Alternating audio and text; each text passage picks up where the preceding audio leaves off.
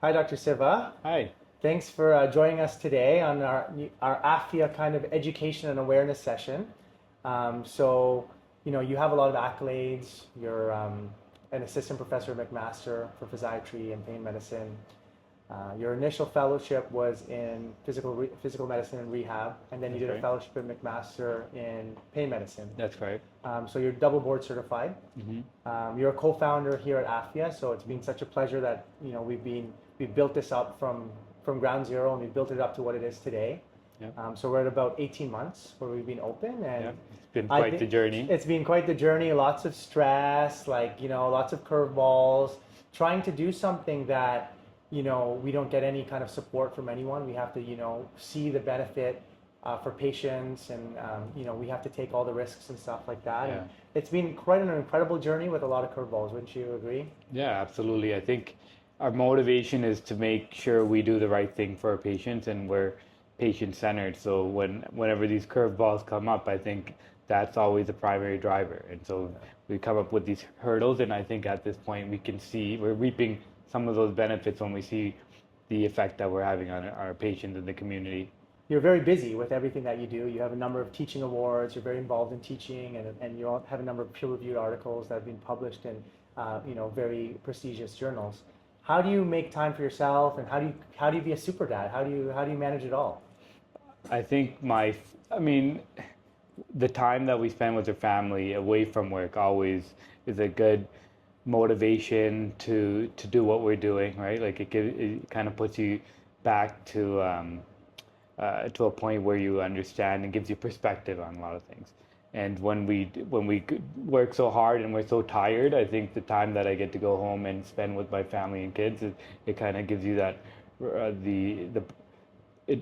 kind of rejuvenates you, right? It gives you that energy to kind of to remember why you're doing things. Yeah. And then when you get back to doing something that you love, and when I get a chance to help my patients, Yeah. and really get them to move, get some of their quality life back. And that's the key. That Right? that helps. That also helps, gives you that little bit of boost of energy to get back to doing what you like to do. And so stepping back, we opened this place Afiya for with the purpose. We were finding it difficult to take care of our patients. There's massive waiting lists in Ontario. Absolutely, yeah. There's a lot of pain clinics out there that don't offer image guidance.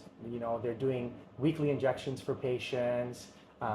We see a lot of patients getting taken advantage of by the healthcare system, and we wanted to show that we can offer patients hope. We can get them back to work. We can get them back to doing things that they love, and really we want to highlight this whole multidisciplinary aspect Absolutely. of pain. And typically, as you know, you work at McMaster, the wait times they're way too long, and patients at the end of the day ultimately suffer. And not only do they suffer, their family, their friends, their relationship, it has a knockdown effect on everything. And Absolutely. so even though we opened up this place, that was the vision, is that we want to create access, we want to have rapid access for patients, and we want to stop that cycle of pain. And so I want to ask you, what's the greatest satisfaction that you have in chronic pain I think medicine? you hit it right on with saying that the trouble with pain medicine starts with access. So at McMaster Hospital, our wait times can vary as much as 12 months to 18 months just to have one of these procedures. Whereas here at Afiya, I can see the patient, make the appropriate consultation, review the imaging, and go straight back to the fluoroscopy room and provide the procedure on the same day. Yeah. And a lot of times with chronic pain, we want to make sure that we can treat them in a quick, expedited version with multidisciplinary treatment options, so that we can prevent the consequences of chronic pain, which is patients becoming deconditioned, Yeah. and eventually their biopsychosocial circumstances are affected by this. So it's really important that we try to get these patients in as soon as possible, assess them, and offer the different services that we do in a quick fashion, so that, again, coming up with a multidisciplinary treatment algorithm, Yeah. and getting them the appropriate resources quickly so they can start on this rehabilitation journey. Yeah, I love that. And so today we're going to talk about something that I'm also very passionate about.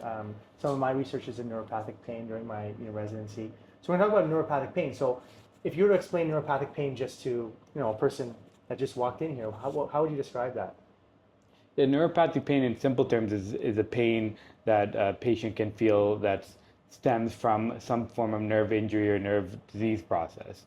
And remember, nerves are divided into central nervous system and peripheral nervous system. Our central nervous system is our brain and spinal cord, and then the peripheral nervous systems are all the nerves that exit the spine and come down into the arms or legs or into our abdomen. So you can divide neuropathic pain into central neuropathic pain versus peripheral neuropathic pain.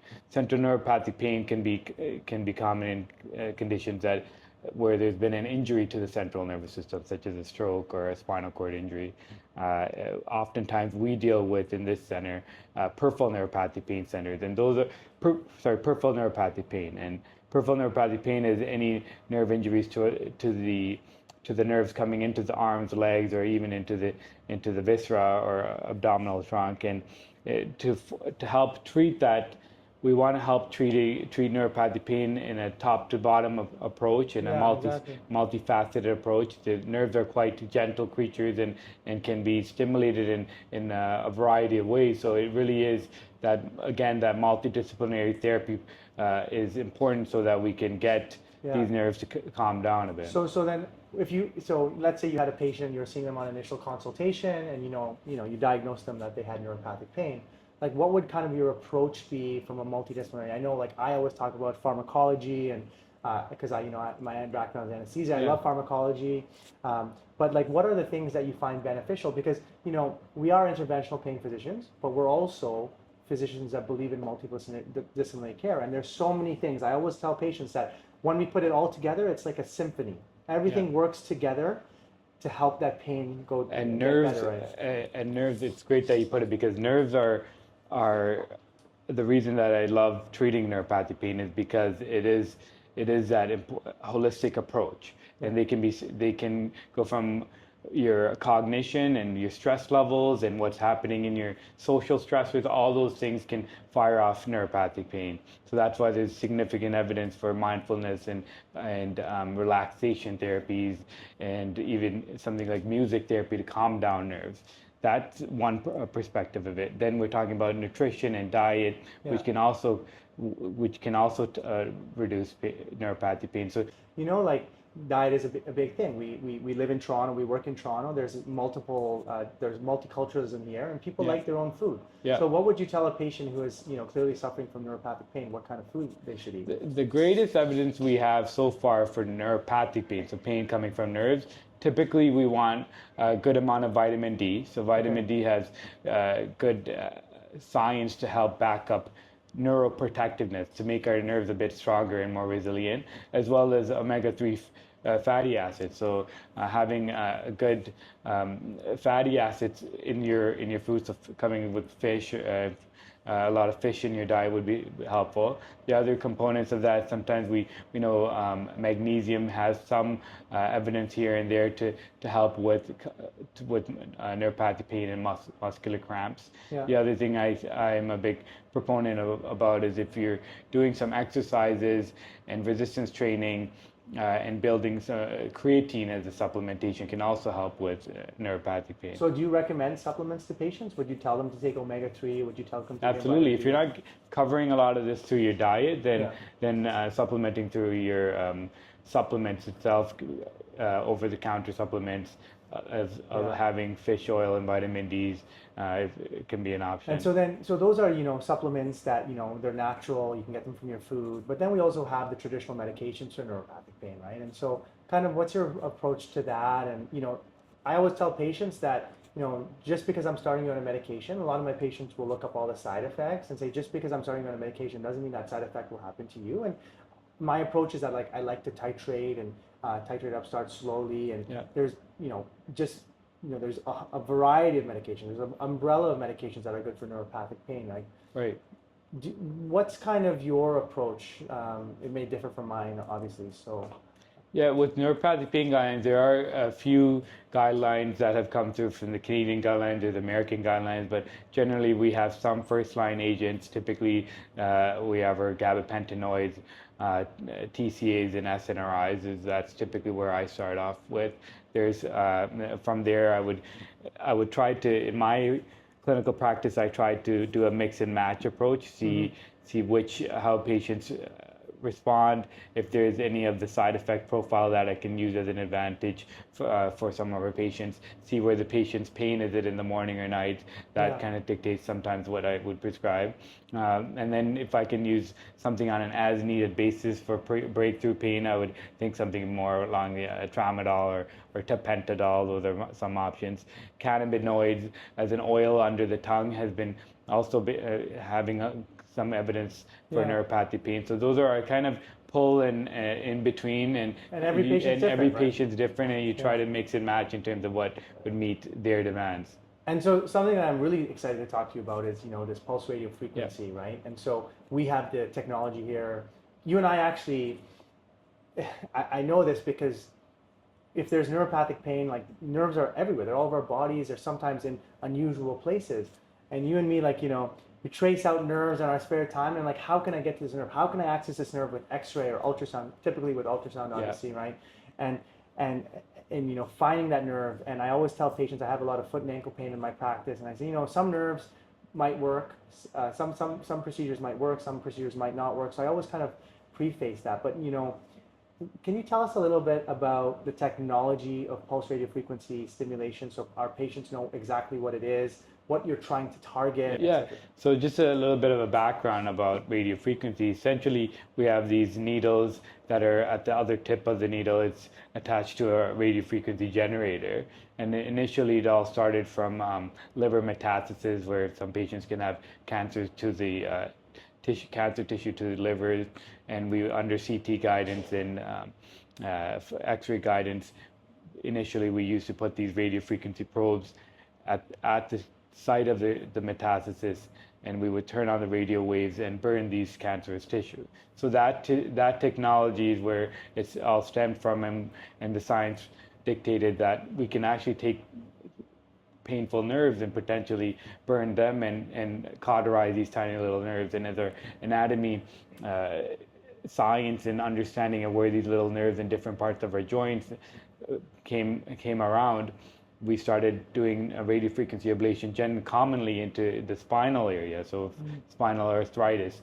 And eventually, as the science of this came through, we realized we don't have to actually just burn nerves. We can change the temperature to a natural temperature of the nerves. And that's where, if we send radio frequencies to a natural temperature of the nerve, where we're not actually causing ablation and neurolysis or breaking down of these nerves, but we're just stimulating the nerves at the natural temperature, we can actually hopefully keep the nerve intact, but promote its healing. And that's where this pulse radio frequency procedure came about. And we're both quite excited about it, because when we find patients with neuropathic pain, especially in this case peripheral neuropathic pain, nerves in the upper lower limbs or the abdomen that have been traumatized for whatever reason, if we can catch these nerves under the ultrasound, we can now put these little needles around the nerve and hopefully stimulate them, so we can promote the healing and improve their resiliency. Perfect. And so, I as I told you, I see a lot of foot and ankle pain. I love seeing neuropathic pain because I know we can make a difference. And I tell some of my patients who come in with these big boots sometimes, they're like, I'm never going to wear shoes again. I'm like, you'll wear shoes again.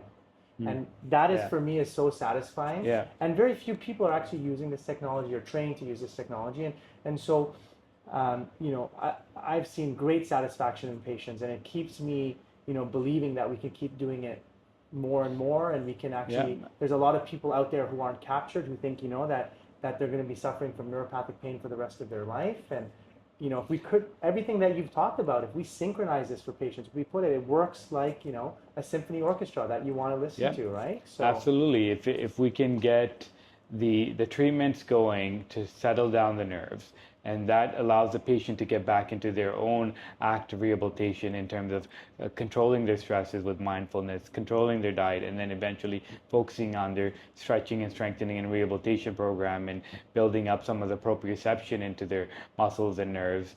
And then having to take some of the pain medications as needed, and then having to do these nerve treatments as needed. We're creating this, like you said, the symphony where they are now more active, and each time we do more of these procedures, we're giving them more of their own independence back and less reliance on us having to do medications or interventions, and kind of giving them their own tools to cope and hopefully settle down the neuropathic pain and get that activity and function back, right?